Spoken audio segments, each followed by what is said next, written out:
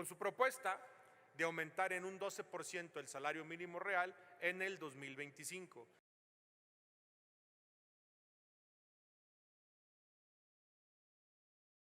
El día de hoy, aquí, se le hace justicia a millones de mexicanas y mexicanos que todos los días entregan su vida en beneficio de la nación, haciendo lo que mejor saben hacer, trabajar honestamente por el país.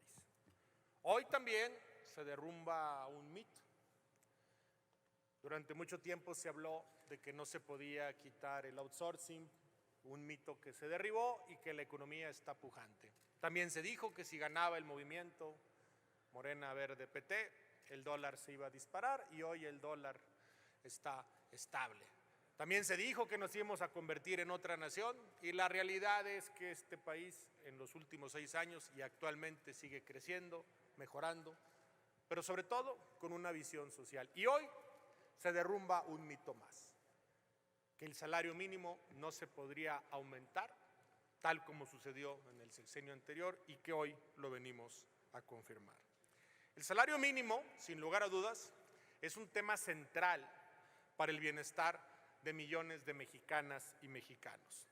Refleja, primero que nada, el estado de nuestra economía, pero también el compromiso con la justicia social, la dignidad humana, principios fundamentales de la coalición Sigamos Haciendo Historia, Morena Verde PT. Sabemos, sin lugar a dudas, que los trabajadores y las trabajadoras son el motor de una economía sólida y ese esfuerzo debe ser reconocido con un salario justo. En esta continuación del proyecto de la Cuarta Transformación, la Presidenta de la República, la doctora Claudia Sheinbaum, ha dejado en claro su compromiso para avanzar hacia un salario mínimo que cubra lo básico para una vida digna, para generar condiciones de bienestar, prosperidad compartida.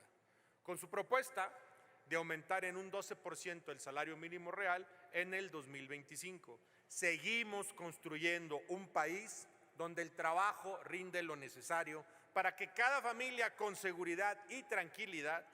En este sentido, es importante decir que esto es en la revalorización y el reconocimiento de los trabajadores como los pilares de la necesidad de una equidad social y esto es contundente.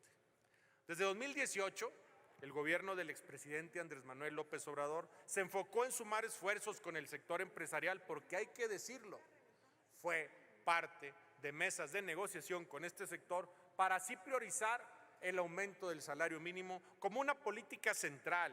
No es casualidad que el salario mínimo real se haya duplicado durante ese sexenio. De manera específica, en la zona libre de la frontera norte pasó de 88.36 pesos en el 2018 a 374.89 en 2024. En el resto del país alcanzamos los 248.93 pesos. Estos aumentos no solo benefician a los más vulnerables, sino que ayudan a reducir la desigualdad, pero sobre todo también fortalecen nuestra economía interna. Por décadas, el salario mínimo se mantuvo congelado mientras los precios subían, afectando a los trabajadores, a sus familias y la capacidad de tener una vida digna.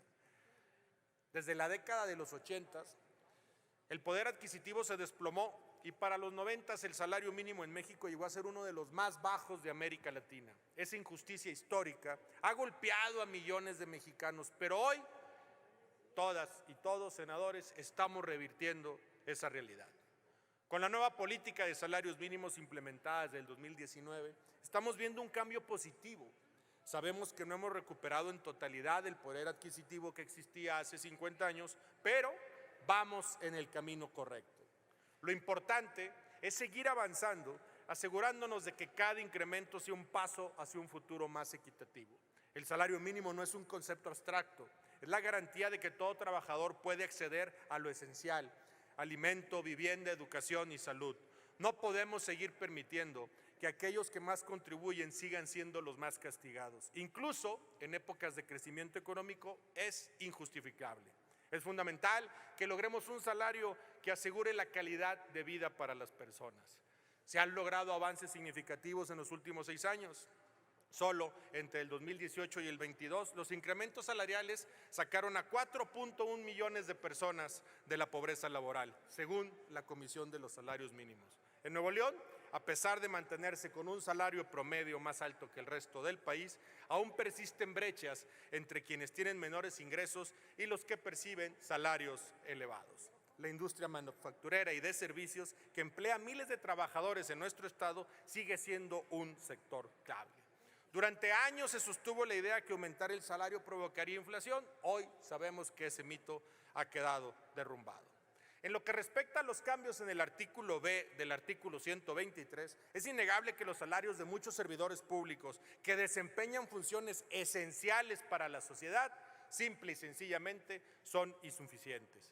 Por ello, este proyecto de homologación de sueldos, al menos el promedio de cotización registrado por el IMSS, que actualmente es de 16,778 pesos, busca dignificar la labor y reconocer la importancia del trabajo del sector público. Con esta propuesta, miles de servidores públicos, incluidos profesoras, profesores, enfermeros, enfermeras, médicos y personal del Ejército y de las Fuerzas Armadas recibirán remuneraciones más justas, en reconocimiento a su valiosa contribución a nuestra sociedad y a nuestra nación. El aumento salarial es un catalizador que impulsa el consumo interno, creando un círculo virtuoso que beneficia a toda la economía. Con más ingresos, las familias pueden consumir más, lo que fortalece los negocios locales y genera un crecimiento sostenible. Como senador de Nuevo León, mi compromiso es con los trabajadores que hacen posible el desarrollo de nuestro estado, pero también con las y los trabajadores de todo el país. La pobreza y desigualdad no son resultados de decisiones individuales, son producto de políticas que durante años permitieron estas brechas y que incluso, hay que decirlo, en algún momento de la historia del antiguo Tratado de Libre Comercio, hoy TEMEC, parecía que lo que aportaba México era bajos salarios a esta negociación de estos 3 países. Hoy tenemos en nuestras manos la oportunidad de transformar el rumbo de nuestro país. Sigamos avanzando en esa dirección, votando a favor de una reforma que beneficia no solo a los trabajadores, beneficia a todo México y a toda la sociedad. En este país no hay persona que no se sienta orgullosa de su trabajo. No hay quien no se levante todos los días y sienta esta necesidad de reconocimiento por un trabajo bien hecho. En este país, el trabajo nos une. Muchas gracias, presidenta. Gracias, senadoras y senadores. Gracias, senador. Tiene ahora